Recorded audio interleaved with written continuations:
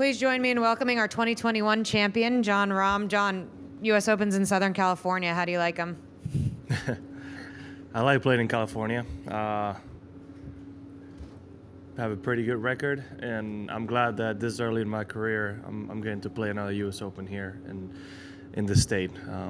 Magnificent golf course. It's a great venue.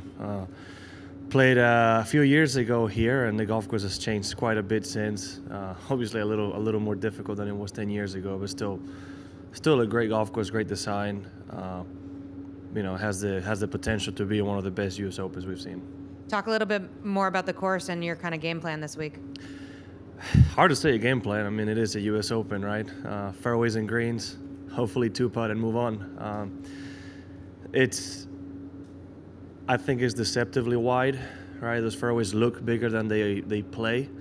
So you still need to strike it really well to the green to be able to give yourself some looks at birdie.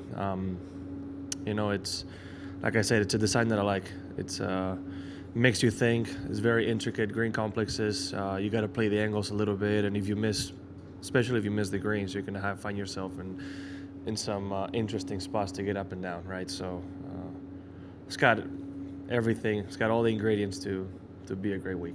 We're gonna open it up to questions. Dan? Jon, I know you tried to mostly not pay attention to the noise throughout this whole last couple of years. But with what happened last week, is there part of it that's almost a little bit freeing, knowing that player opinion just isn't really that important for the future? I'm not sure I know how to answer to that. I think to an extent they value player opinion. They've certainly heard us throughout the whole process and in some of the issues. But we're certainly in a spot in time where there's a big question mark, right? Where we don't have the answers we would like, so it's hard to say. On the right to Doug. To Jeff. Jon, you mentioned the golf course being different since the Pac-12s when you were here, the added length. So just can you kind of expand on that, and particularly the two par threes that are pretty long, how you like those and how you see yourself playing those? Well, Max Homa shot 9 under in this golf course. That's not happening right now. It's a big difference, right? I think we played 1, 2, 3, 4, 8, 9, 10, 11, 13, 16, 17, and 18. So we have 9 holes that we play from the up tees, a minimum that I can remember, right? We did play 7 once from the tee. We have set up to possibly play this way. I remember hitting a 3-wood into that green. So the length is obviously a big factor, right? 16, 17 played very, very different. 11 was, I remember hitting irons into the green. That is obviously a big, like I said, it's a big factor. I don't remember ever hitting more than like 8 or 7 iron into a par 4, no matter the wind. I remember hitting a 5-wood into the green on 14. Right, so it's just clearly a much different golf course. The rough wasn't as high as it is right now. You could actually afford to miss a fairway and have confidence that ball was going to be around the green area, not always on the green, right? So even though maybe still being Pac-12s and some of the best collegiate golfers in the world is not set up for a U.S. Open. So it's not like I can draw a lot of what I did that week into this week, right? The only thing I can say is that I have really good memories about it. And again, I enjoyed the design and I enjoyed the challenge back then. I think I'm going to as well this week. Obviously, the lengthy par threes are not new. We've certainly played longer par threes. The 8th hole at Oakmont was longer than this. I think 7 plays somewhat fair. I mean, I did hit a good 3-wood yesterday and didn't even carry the front edge of the green.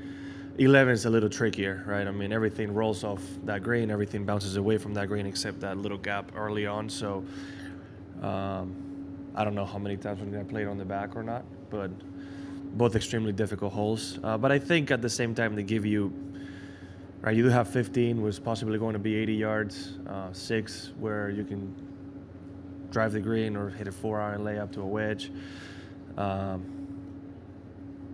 one not being the most complicated par 5 we've seen in a U.S. Open. So I think there's a bit of a give and take. There's got to be a balance, and I don't think we're going to play every hole tipped out every day either. Stay on the right to Brentley. Speaking of 15, have you had a chance this week to kind of throw some balls up on that forward tee and hit that 78, 80-yard shot? And then what's the unique challenge to a hole that short for the world's best? I played it. I remember playing that hole 10 years ago and hitting a great shot, landing a foot from the hole and going long into the rough. I forget exactly the yardage, but it was a lob wedge for sure, and he was playing downwind, which is most likely what's going to play. Very rarely you're going to have a hole that short where the best players in the world are going to be thinking about going 20 feet long left to use that slope to at least hit the green, right? And that's something beautiful. That's a hole that gives you a lot to think about. And I wish we saw more of them like that. I haven't played it this week. I will play the back nine today and probably hit that shot. But it gives you options. I mean, you can try to be brave and hit the shot, or you can use that, front side of the mound on the green to give yourself a birdie look. Wouldn't be the easiest birdie look, but yeah, it's fun. The wind will dictate quite a bit. I mean, if it's as windy as it was yesterday, it would be a really tough hole. If you're playing early on the day or it's a little bit less wind, you can probably get some height and spin to be aggressive with it. But if you don't pull it off, you're going to find yourself in a difficult spot. Stay on the right with Gary. John, the 6th hole, you don't have any data on that hole, and people have invoked 10 at Riviera as a reference point. What does your intuition tell you standing on that tee about how to play that hole? I'm not going to sit here and tell you what I'm going to do, because I've said before I'm not going to hit 3 with a driver, and then if I tee off on 10 and I'm feeling really confident in my swing, I absolutely will hit driver or 3 wood into that green. So it all depends. It can be circumstantial. It's depending on the wind and pin location as well, right? That front right pin, if you just put it on the fairway, it's about as easy a wedge shot as you can find. I mean, just throw it behind the pin and it comes right back to it, right? If you hit a shot and try to hit the green, you can pull it 2 yards left and find yourself in a really tough lie next to the bunker in that rough, right? So there will be people that go for it and make eagles, hit great shots, give themselves a lot of good looks to birdie, but I think it's also the way you're gonna see the highest numbers. People that go for the green and put themselves in a difficult spot, right? I think if you hit the layup to the spot you want to every day, which isn't the hardest layup, I think your scoring average will be lower than going for it every day. That would be my belief, just because you don't have much of a margin of error. And if you miss right, it's a bit of a toss-up in how good the lie is going to be for you to be able to hit it close. Back left to Bob. Hey, John, last 7 or 8 months, you've been on this great roll, a lot of high finishes, a lot of wins. Anything that you point to that's clicked in, that's allowed you to keep it going? And would you say your game's at the same level as it was when you won the Masters? Well, I like to think so. My belief in myself is the same. I haven't played my best golf the last 2 starts. I played really good at Memorial, just couldn't make the putts that I needed to keep the rounds going. But I still think I finished 16th in a really tough setup. Hit it really, really well. Obviously, PGA was a tough one. But yeah, I mean, my confidence level is very high. You have to have that belief in yourself as a competitor, right? No matter what happens. And you stick to the process. That's basically what I think is happened this year, right? Haven't really changed. There's no magic formula. I've just stuck to working on the things that I have to work on. And when you do the little things properly, eventually, scores come. And that's what happened to me this year, late last year and early this year. Front right. John, a lot of you guys have talked about being clueless about last week's news and kind of what the future holds going forward. How frustrating is that? I need to that, by the way. Yeah. And how frustrating is that? And then what's the biggest thing that you would like to know, or what's the biggest unanswered question to you? Well, there's a lot of not answered questions. And it's tough when it's, as a week before a major. I mean, I'm trying not to think about it as much as possible. I think it gets to a point where you want to have faith in management, and I want to have faith that this is the best thing for all of us, but it's clear that that's not the consensus, right? I think the general feeling is that a lot of people feel a bit of betrayal from management. I understand why they had to keep it so secret. I understand we couldn't make it through a packed meeting with more than 10 minutes after people spilling the beans right away and some article about you guys already being out there. So I get it. I get the secrecy. It's not easy as a player that's been involved like many others to wake up one day and see this bombshell, right? So that's where we're all in a bit of a state of limbo because we don't know what's going on, and I don't think how much is finalized and how much they can talk about either, right? So it's a state of uncertainty that we don't love, but at the end of the day, I'm not a business expert. Some of those guys on the board and involved in this are. So I like to think they're going to make a better decision than I would, but I don't know. We'll see. There's still too many questions to be answered. I was at home taking care of the kids.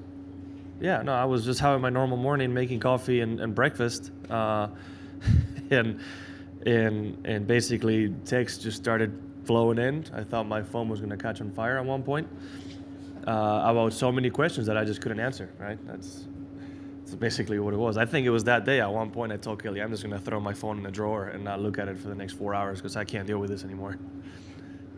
We're going to take a few from the WebEx. You always seem to find some fuel prior to a major. Is the chance of becoming the first Spaniard to win the U.S. Open twice your fuel for this week, or do you have something else in mind? Well, given that I'm the only Spaniard to win this tournament, I am the only one who can do it twice. It's obviously, yeah, it is very motivational, right? If we go that route, you know, to keep adding to the Spanish list of major championships, it's a true honor, and it was an honor to give Spain number 10. It'll be an honor to give number 11, and if I can keep adding those that no player had previously won, is obviously an added motivation. But it's not like it's something I'm gonna be thinking about mid-tournament, right? Still a job to do, and that's what I'm here to do. But yeah, it's added motivation. And a follow-up here. Alejandro Del Rey is making his debut. Have you had a chance to speak with him? I've seen him a little bit, but I haven't been able to spend a lot of time with him. It's a big accomplishment to qualify, right? It's a big deal. It's not easy, but now you've given yourself the opportunity, and he's been playing really good golf in Europe, and this could be a kickstart to his career here in the U.S. If you can come out here and play golf the way I know he can play, he can give himself a massive opportunity to put himself out there to the world and learn as a player. Play good or bad, it will be a learning experience, right? It's really hard to get ready for a U.S. Open without having played one before. But he's given himself an opportunity that I hope he can take advantage of, because doing well in a major can take you long ways. Here to Luke on the left. Hi, Jon. When you're gearing up for a US Open this week, like, what are the top priorities that you want to make sure you get sorted out in your game right now? Everything. There's not really a part of your game in any major championship, let alone a US Open, that can really be in doubt, right? You're going to need to access every single aspect of your game to win a championship like this. So I think it becomes more of a mental factor, right?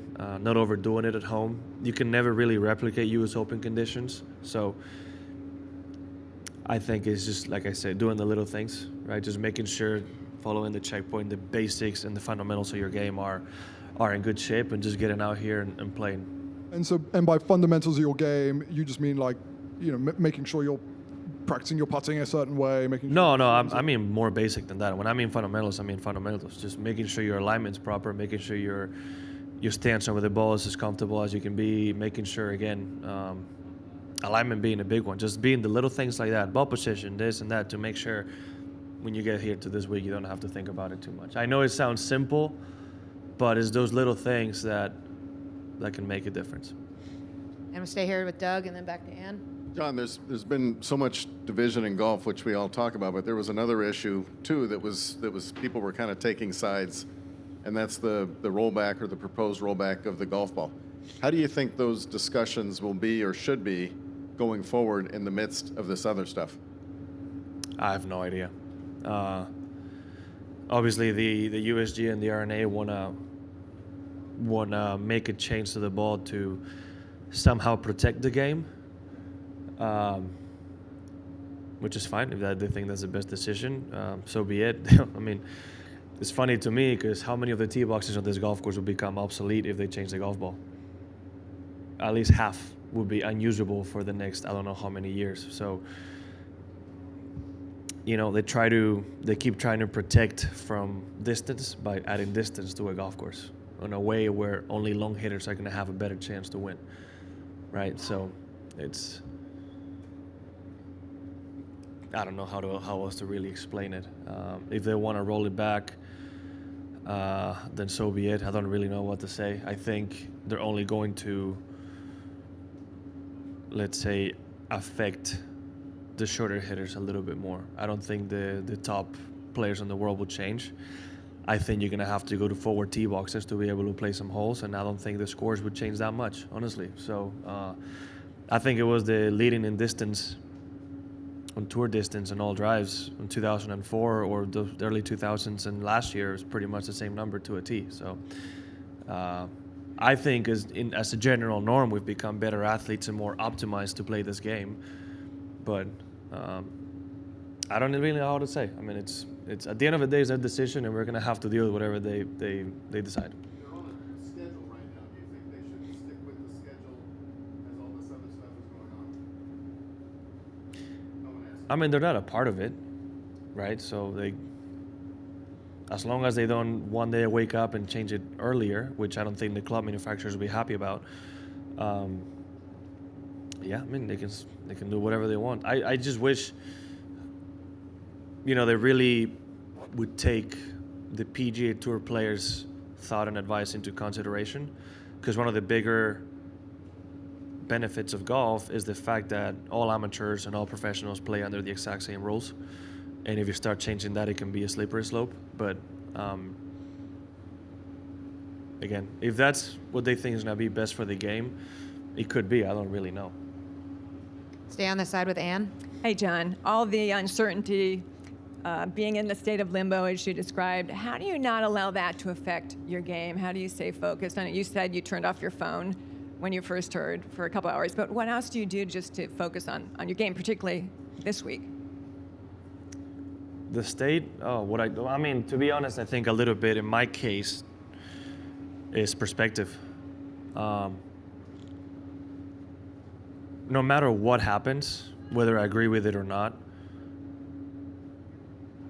thanks to the PGA Tour, they give me a platform to play golf at the highest level. And after taking advantage of that possibility, I'm in a situation where my family, in my case, won't have to struggle financially ever. And I don't know how many generations I can help if I do it properly. So I'm in a very high state of privilege in this world. I can do what I want. I can do what I love for a living. I have a blast every single day, even though I get mad on the golf course every once in a while. And when I start with that point of view, no matter what happens, I can only be thankful to what's going on. And if things change, things change. I mean, I'm just, I'll have to adapt to the situation. And, you know, if I have to make some decisions on what's going on forward, I'll have to make some decisions. But it's just not, at the end of the day, I'm extremely privileged, whether the PGA Tour and Live Golf align or not, or who plays and who hates who or who likes who. It doesn't really matter, right? I'm happy with what I am in my life. And every day in the morning when I look at my kids, I'm even more blessed in that sense. So it's an easy way to forget about what's going on when I look at it that way, right? I can see where I came from in Spain, especially every time I see my parents. I remember where we came from and where I'm at. And to be honest, all those possible issues seem like a very, very small issue compared to other things in the world. So yeah, I just consider myself very privileged and, if anything, thankful to be where I am. Two more, Adam, and then Dan. Jon, do you think the agreement that's been announced in the golf world gives hope to your desire that the best 12 players from Europe would be able to represent the Ryder Cup team regardless of PGA Tour or DP Tour? I have no idea. I have no idea. It's, again, we have no clue. The only thing I can say at this point is I have faith in Luke Donald, and I have faith that Luke is going to do the best and he's going to try to make the best decision for Team Europe, right? And that's all I can do. At the end of the day, he's the captain and I'm not, and it's his ship to steer. So I have faith in my captain, and I'm hoping, not hoping, I'm sure we're going to end up with the best team we can end up with. What's the one thing you do want to know? I don't really care, to be fair. I really don't care at this point. There's just too much that's going on. I think like everybody, we just want some answers and basically know what the future looks like, and that's about it. I just want to know how it's going to look like, and that's about it. I don't really, like I said, I've gotten to the point where I don't care that much. Back right. It feels like a lot of past U.S. Open venues have been not a slog to play, but just death by a million bogeys. Talking to guys out here. That's the U.S. Open. Right, but Yeah. I'm talking to guys out here, and a lot of them are saying that there are some par 3.5s and 4.5s, and they think that it's a little bit more fun to play. There might be some more birdies and bogeys. How would you compare sort of the feeling and the rhythm of playing this golf course versus a Winged Foot or a Torrey Pines in the past? Yeah. I mean, I would agree with that. There's a bit of everything. You start with, if you hit perfect drives, let's say, in 1, 2, and 3, you're pretty much looking at birdie options, and then you get kicked in the teeth with 5 and 4 and most likely 7 and possibly 9, depending on pin location, right? So you get a bit of everything. That's a way to describe it, right? That's a really good way to describe it. There's a certain flow to the golf course in a U.S. Open that we haven't seen before, that I haven't. Maybe a course like Marion being a little shorter gives you a little bit of that, but this one definitely is a little bit different, right? You have par 4s where you're going to hit driver wedge every day if you hit the fairway, no matter the wind, and you have holes where like 13 are going to play very long no matter what. 17 is going to play long, 16 is going to play long, 11 and 17 are going to play very long, right? It gives a bit of everything, and it's fun. I mean, you have that diversity that you don't see. And yes, we have 2 really long par 4s, but we just mentioned we have one that absolutely maxed out. It's 135 yards, and that is if we're on the very edge of the tee box. And he plays downwind. So, again, yeah, I think it's a bit different, and it's fun. You will see a lot of birdies, and I think you also will see some high numbers come out of nowhere. It's a bit like you would see in Riv, right? You don't have out of bounds lurking everywhere. You don't have water hazards lurking everywhere. You just says the golf course as it is. You have the contours to deal with, and you see a bit of everything happen, right? You see birdies happen, you see bogeys happen. So I think it's going to be really fun for us, especially those guys that play away, obviously. And I think it's going to really be fun for these spectators to be able to see on TV, because it's quite different to what we usually see. Thanks for your time, John. Good luck this week. Thank you.